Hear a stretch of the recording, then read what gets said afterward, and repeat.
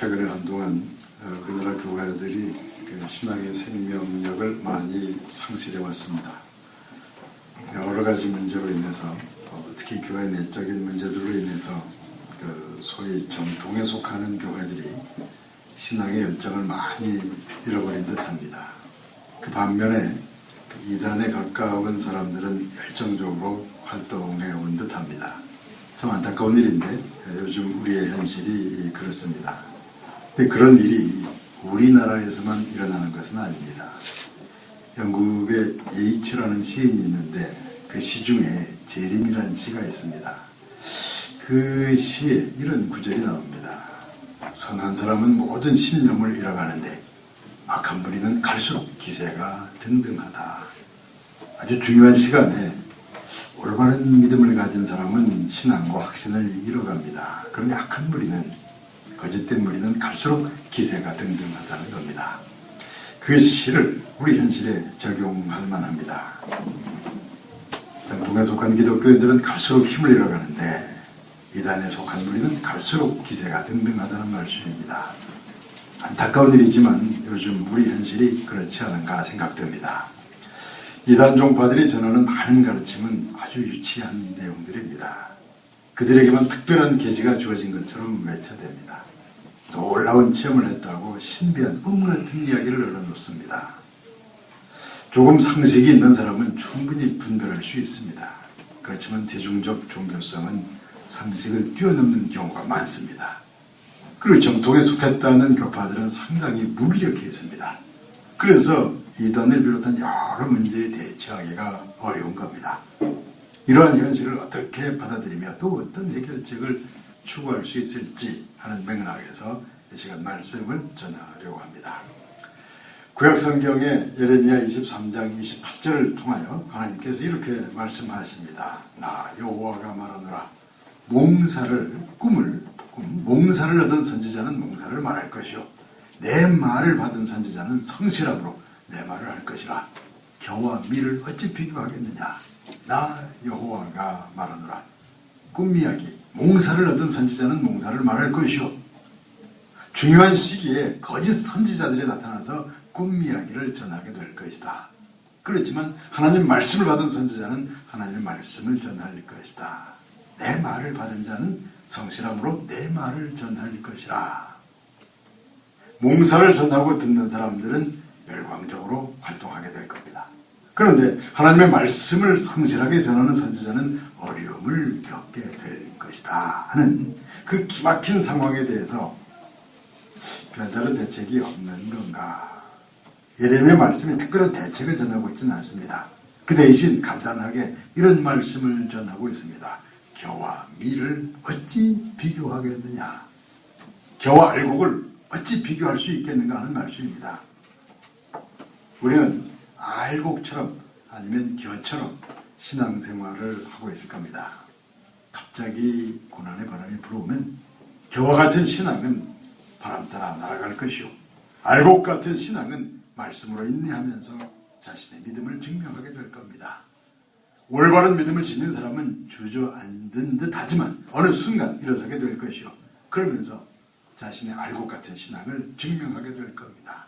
그러나 잘못된 믿음을 지닌 사람은 바람에 나는 겨처럼 어느 한순간 그들의 모든 것을 잃게 된다는 말씀입니다.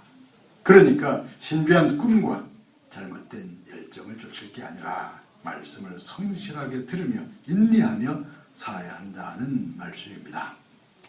그런데 어려움은 길어지고 열심히 기도해도 별 응답 없이 기다려야 하는 경우가 있습니다. 그런 경우, 그런 하나님에 대하여 시편 18편 11절이 이렇게 전하고 있습니다. 그가 흑암을 그의 숨는 곳으로 삼사 장막같이 자기를 두르게 하시며 그가 하나님이 흑암을 자신의 숨는 곳으로 삼으셨다고 합니다. 흑암을 장막 삼아서 하나님께서 흑암 안에 숨으셨다는 것입니다. 그러니까 우리는 하나님을 볼 수 없고 만날 수 없습니다. 우리는 짙은 어두움밖에는 볼 수가 없습니다. 근데 흑암이 언제까지나 지속되는 건 아닙니다. 이제 곧 하나님께서 나타나려 하실 그때 하나님과 우리 사이에 깊은 어둠이 들이운다고 합니다. 시편 18편의 9절이 이렇게 전하고 있습니다. 그가 또 하늘을 들이우시고 강림하시니 그의 발 아래는 어두컴컴하도다. 하나님께서 강림하실 때, 하나님께서 아주 가까이 다가오실 때 그의 발 아래는, 하나님의 발 아래는 어두컴컴하다고 합니다. 귀한 생명이 탄생하기 직전에 산모는 극심한 어려움을 겪게 됩니다. 새벽에 해가 떠오르기 직전이 가장 어둡게 느껴집니다. 홍해 가운데로 구원의 길이 나타나기 직전에 백성들의 눈앞은 캄캄했습니다. 예수님께서 십자가에 달리실 때 제자들의 앞길은 캄캄하기만 했습니다. 그 어두컴컴한 시간이 지나야만 귀한 생명이 탄생할 것이요, 아침 해가 떠오를 것이요, 홍해 가운데로 구원의 길이 열릴 것입니다. 또한 십자가에 죽으신 예수님께서 다시 살아나실 겁니다. 시편 18편의 14절이 이렇게 전하고 있습니다. 그가 화살을 날려 그들을 흩으시며 많은 번개로 그들을 깨뜨리셨도다. 하나님께서 약속의 화살을 날려서 흑암을 흩으십니다. 말씀의 번개 같은 능력으로 깊은 어두움을 깨뜨리신다는 겁니다. 당장 우리 앞엔 흑암이 가득하지만 때가 참에 진리의 화살과 번개 같은 말씀의 능력으로 하나님께서 흑암을 깨뜨리신다는 말씀입니다. 믿음의 선조들은 많은 은혜를 체험한 사람들입니다. 그런데 많은 은혜는 많은 어려움 이후에 주어졌습니다. 놀라운 은혜는 기나긴 시련과 환난 이후에 주어지는 것입니다. 시편 77편 2절을 통하여 하나님의 사람이 이렇게 노래합니다. 나의 환난 날에 내가 주를 찾았으며 밤에는 내 손을 거두지 아니하였나이다. 나는 환난 날에 열심히 기도하며 하나님을 찾았습니다. 낮에 기도하고 밤에도 기도하면서 기도하는 손을 거두지 않았습니다. 그런데 별 응답이 없었고 어려움은 깊어져만 갔습니다. 시편 77편 4절을 통하여 이렇게 시인이 탄식합니다. 주께서 내가 눈을 붙이지 못하게 하시니 내가 괴로워 말할 수 없나이다. 괴로워서 잠을 못 자는 것인지, 기도하느라고 눈을 붙이지 못한 것인지 괴로워서 말할 수 없다고 합니다. 그런 시간이 길어지면서 시인은 깊은 좌절에 빠져듭니다. 그 7절과 8절이 이렇게 전하고 있습니다. 주께서 영원히 버리실까? 다시는 은혜를 베풀지 아니하실까? 그의 인자하심은 영원히 끝났는가? 그의 약속하신도 영구히 패하셨는가? 깊은 흑암 속에서 이렇게 탄식합니다. 이제 하나님과 나의 관계는 다 끝난 것인가? 나의 신앙생활은 더 이상 희망이 없는 것인가? 그런데 어느 순간 모든 것이 뒤바뀌기 시작합니다. 흑암을 몰아내는 믿음의 빛이 비춰오기 시작한 겁니다. 시편의 10절이 이렇게 전하고 있습니다. 또 내가 말하기를 이는 나의 잘못이라. 이는 나의 잘못이라. 하나님과 나의 관계가 다 끝났다고 생각한 것은 나의 잘못이라. 더 이상 희망은 없다고 생각한 것은 나의 잘못이라. 거기서부터 시인은 믿음을 회복하기 시작합니다. 주저앉은 사람이 일어서기 시작한 것이요, 깊은 흑암을 물리치는 빛이 비춰오기 시작한 것입니다. 그렇다면 그 변화의 순간에 시인에게서 어떤 일이 일어난 것인가? 믿음을 회복하는 순간 하나님의 사람에게서 무슨 일이 일어난 것인가? 시편의 11절 이렇게 전하고 있습니다. 주께서 옛적에 행하신 기이한 일을 기억하리이다. 시인은 하나님 말씀 중에서 이런 이야기를 기억해냈다고 합니다. 하나님께서 옛적에 행하신, 하나님의 백성을 구원하신 기이한 일들, 홍해를 가르사 구원의 길을 여신 일, 무덤을 깨뜨리사 십자가에 돌아가신 예수님을 다시 살리신 일, 그 기이한 구원의 일들을 기억해냈다고 합니다. 그 말씀, 그 구원의 사건들, 그리고 내가 체험한 구원의 사건들을 다시 기억해내고 그 말씀과 기억에 근거해서 다시 기도하기 시작합니다. 시편의 12절은 이렇게 전하고 있습니다. 주의 모든 일을 작은 소리로 읊조리며 주의 행사를 낮은 소리로 되뇌이리이다. 작은 소리로, 낮은 소리로 하나님께서 행하신 일들을 읊조리며 되뇌이리이다. 구약성경과 신약성경 속에서, 그리고 우리의 과거 신앙 체험 속에서 구원의 사건들, 기이한 일들을 기억해내고 있습니다. 그리고 다시 기도할 용기를 회복해서 성령의 도우심을 구합니다. 흑암에서 빛으로, 절망에서 희망으로 돌아서는 그 지점에서 시인은 놀라운 구원의 이야기들을 다시 기억해내고 읊조리고 있다는 점을 기억하시길 바랍니다. 하나님께서 행하신 구원의 이야기를 기억해야 한다는 말씀을 드렸습니다. 그런데 성경 말씀 중에는 과거를 기억해서는 안 된다는 말씀들이 나옵니다. 소돔과 고모라를 떠나서 앞으로 가야 하는 롯의 아내가 뒤를 돌아봅니다.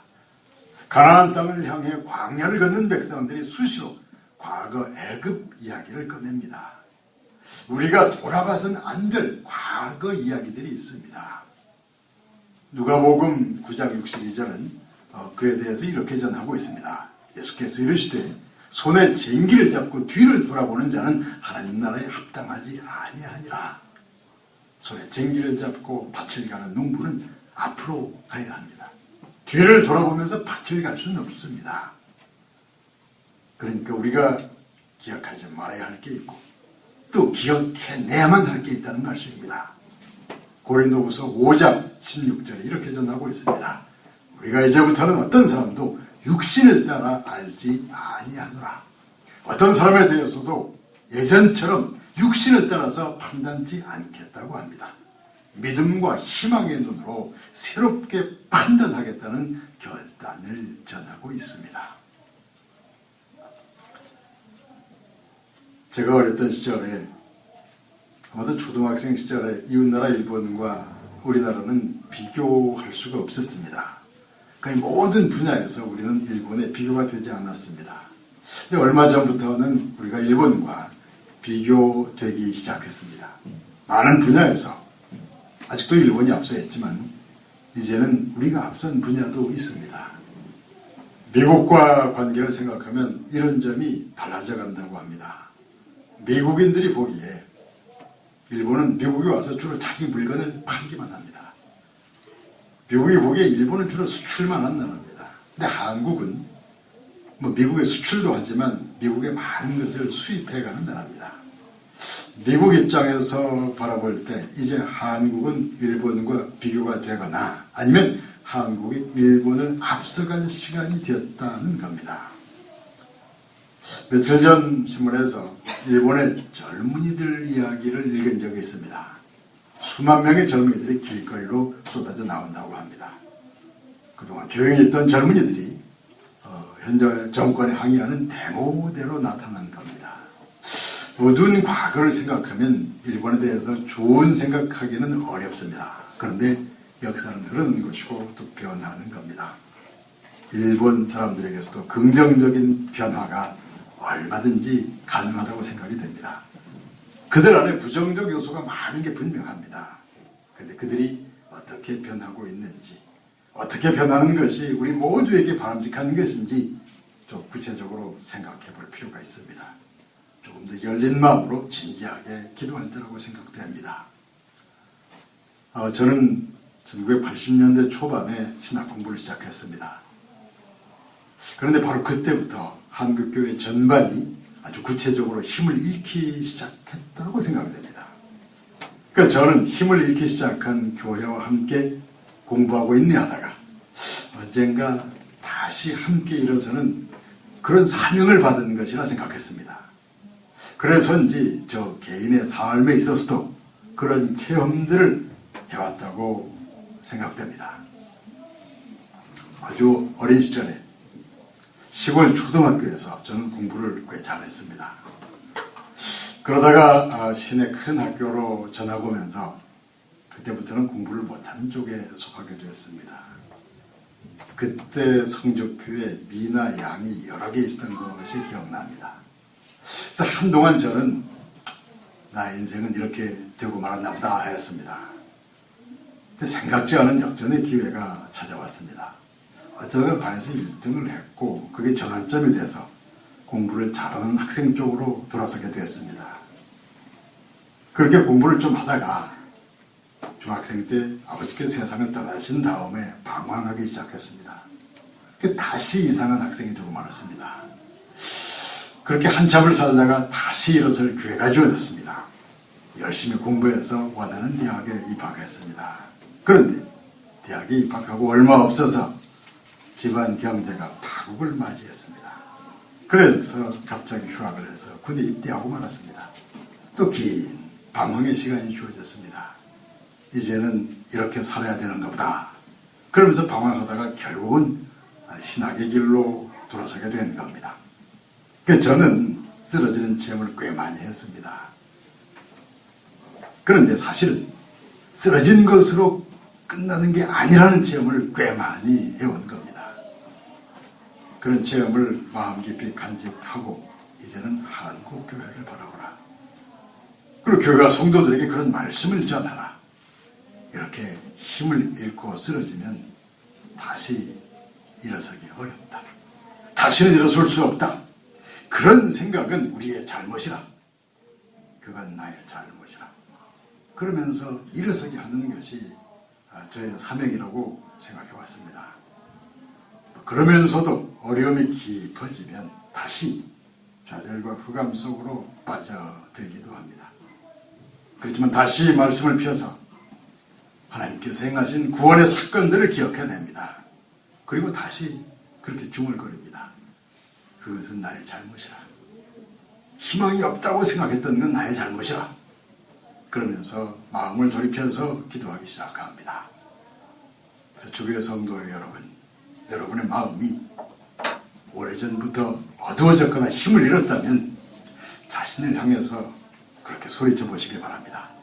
그건 나의 잘못이라. 믿음이 있다 하면서도 마음이 어두워진 것은 나의 잘못이라. 믿음이 있다 하면서도 희망이 없다고 판단했던 것은 나의 잘못이라. 그러면서 믿음을 회복하시고 희망을 회복하시면서 다시 기도를 시작하시길 바랍니다. 그리고 이 가을에, 이 결실의 계절에 그 기도의 열매를 얻게 되시기를 예수님의 이름으로 축원합니다. 기도하겠습니다. 아버지 하나님, 이제 결실의 계절을 눈앞에 두고 있습니다. 우리가 심은 것이 적고 그동안 많은 어려움 가운데 어두운 마음을 결실했다면 이제 말씀과 성령으로 다가오셔서 그 말씀 속에서 구원의 기이한 일들을 다시금 기억하게 하시고 다시 기도하게 하시옵소서. 그래야 다시 일으키셔서 그 모든 흑암과 어둠, 좌절들은 그것들이 내 마음을 차지하는 것은 나의 잘못이라. 그런 고백 가운데 다시 일어서게 하시옵소서. 우리 주 예수 그리스도 이름으로 기도하옵나이다. 아멘.